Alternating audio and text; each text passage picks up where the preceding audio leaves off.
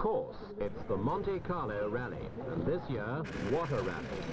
Somehow, a magic mixture of ingredients all came together, making 1978's event the kind of classic that's given the earlier Montes a legendary reputation wherever motoring enthusiasts talk cars. The word rally, say the dictionaries, means to reassemble and get together again, and the Monte really lives up to that definition. For competitors start from 7 different cities scattered across Europe: Paris, Warsaw, Almeria in Spain, Copenhagen, Frankfurt, Rome and Monte Carlo itself. Each group had its own rally route, for the most competitive sections centered on the principality. That's where the real action is. Winning the Monte in the glare of European publicity can be a valuable asset to a motor manufacturer. But any top league rally is an expensive venture, even for factory-backed teams. So these days, the likes of Ford, Saab, Toyota, British Leyland choose carefully, going for events where their investments most likely to be invested. This year, it was Fiat and Lancia who kept on Monte Carlo, and so sure was their chance of victory that other major teams decided to stick it out. Instead, there were legions of rich enthusiasts and semi-works crews making up the bulk of the field. Over 200 of the take part, including a special class for diesel cars entered by Volkswagen and Citroën. As always, weather was likely to be a deciding factor. It can make all the difference. Dry tarmac turns the event into a power benefit, favouring the racier cars. Ice gives the advantage to those whose engines are over the driving wheels, giving better traction. Snow gives the sure-footed front-wheel drive cars that come into their own. Smaller and nimbler, the better.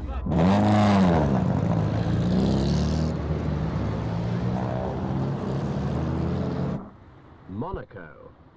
And the race against the clock is on. From now on, time spent on repairs or off the road is time lost, and it's seconds that count. Maybe it's the rally's history, maybe the challenge attached to a high-speed journey, fighting the terrain, the elements, the opposition, and that remorseless clock. Whatever it is, it's the glamour of the Monte.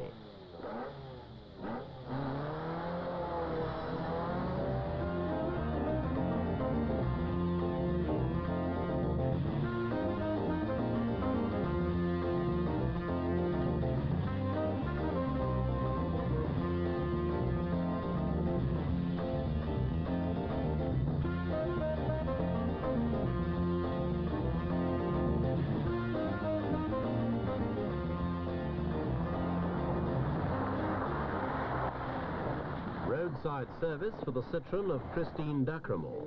The 3-car team proved amazingly reliable. For much of the rally, Christine led her class and was finally beaten by one of the Volkswagens.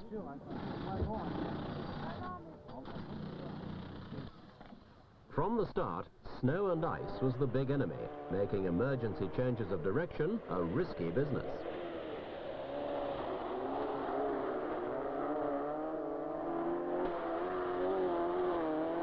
Front-wheel drive of the tiny Renault 5s helped their giant-killing act, though not everything went their way.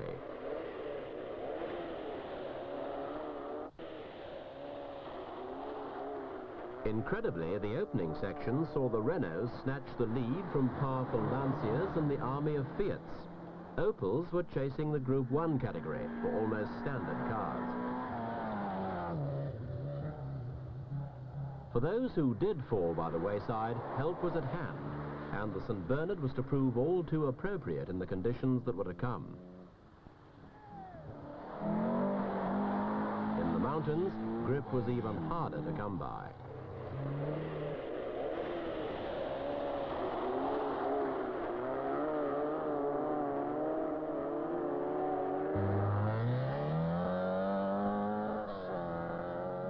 Snow-covered signposts didn't help navigators, or perhaps Roger Carmelet didn't know droite from gauche.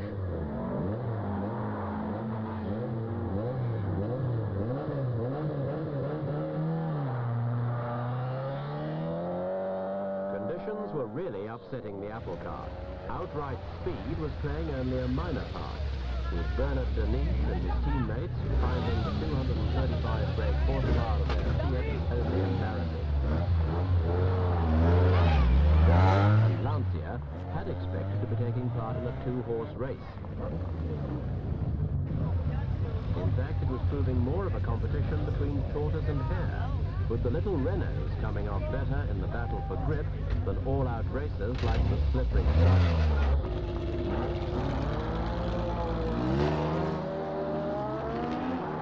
The weather was also playing havoc with the rally's organisation. It was so bad that one mayor banned the rally from passing through his area because he believed it would be too dangerous. Some stages had to be closed, and competitors who needed time to service their cars couldn't fit running repairs into their schedules.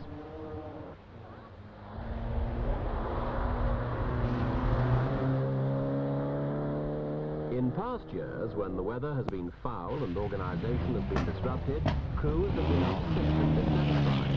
But this year, no one suffered any injustices, and generally spirits were very sporting. For some private entrants at least, the hazard simply added to the adventure.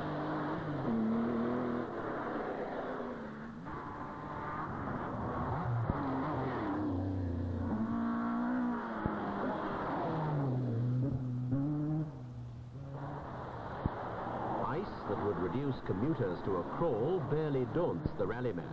Yet they have to walk a tightrope, slow and safe, and you might as well stay at home. But a little too fast and that treacherous ice can end your rally with just one skid too many. Judging speeds and distances to a hair's breadth. Concentration. That's what rallying's all about.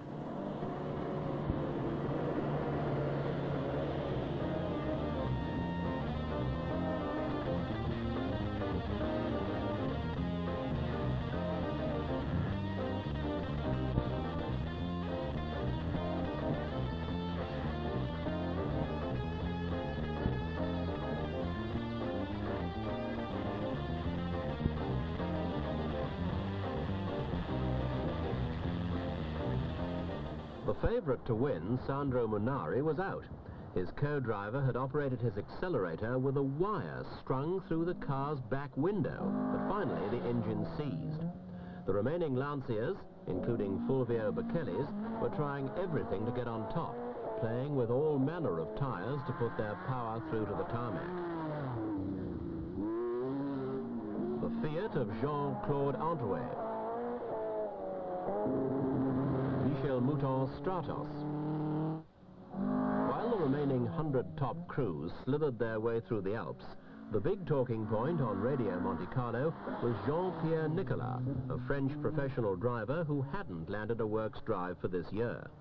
Nicolas had been so keen to enter that he'd hired a Porsche from another rallyman, persuaded his friends to man a couple of service vans, and scraped together the cash for a last-minute entry. With only 4 days to go before the event, he had finalized his plans. And now, against the odds, he'd actually taken the lead. Even to the most hardened of the teams, it seemed like a fairy tale. The story of Nicolas and his shoestring assault on the world's most famous rally was on the lips of everyone as they tackled the crucial final stages.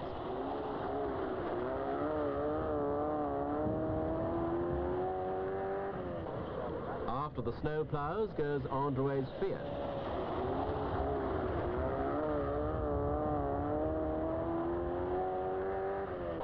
Top lady Michel Mouton heading for 7th place.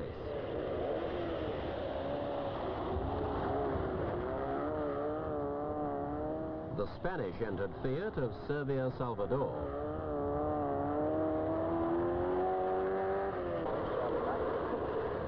Despite the lack of official works entries, 1978's Monte had become more exciting than anyone had hoped.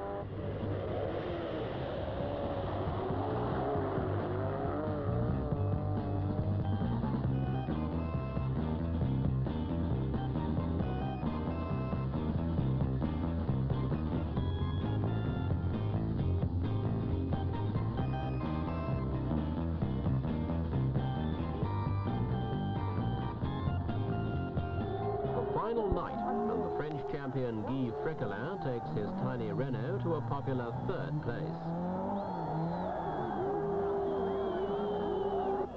Walter Rawls' Fiat comes through to fourth place and first non-Frenchman home.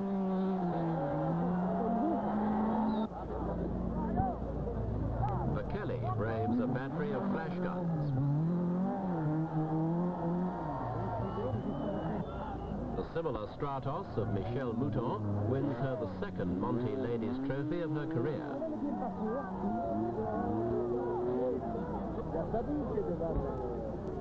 With a maestro's touch, Nicolas sweeps into that fairy tale finish and victory.